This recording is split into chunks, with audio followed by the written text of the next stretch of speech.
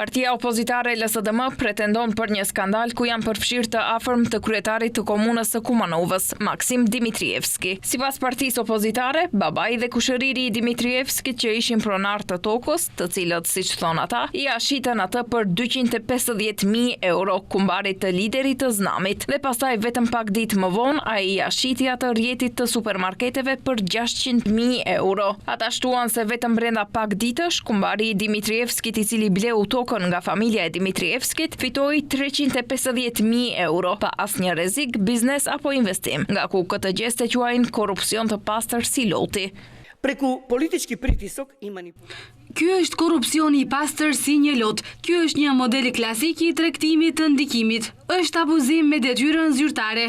Ky është korrupsion në veprim. Kryetari i komunës ende përpiqet të fshihet pas ligjeve dhe procedurave, ndërsa të afërmit e tij të ngushtë, kumbarët dhe bashkëpunëtorët politik, bëjnë biznes në kurriz të shtetit dhe qytetarëve.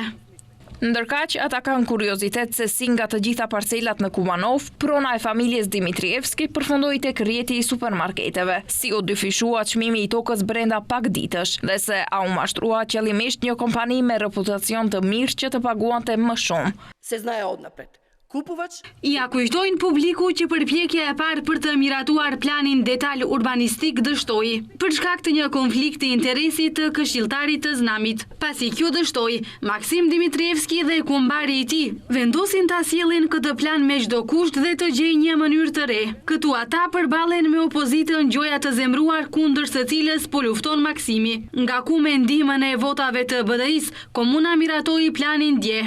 Madje në këtë pikë, ata shtuan duke pyetur se si ka mundësi që BDI, e cila në letër është opozit, voton për propozimin e një kryetari bashkie që nuk ka shumicën. A nuk ishin BDI ata kundër të cilëve luftoi Znami i Maksim Dimitrievskit, apo kur bëhet fjalë për biznesin, a janë të gjithë të mirë? A është e vërtetë që individëve u premtohej një favor për të votuar? Pyet LSDM-ja. Nga atje, ata i bëjnë thirrje prokurorisë të ngrenë kallëzime penale për shpërdorim detyre, tregtim të ndikimit dhe korrupsionit të mundshëm.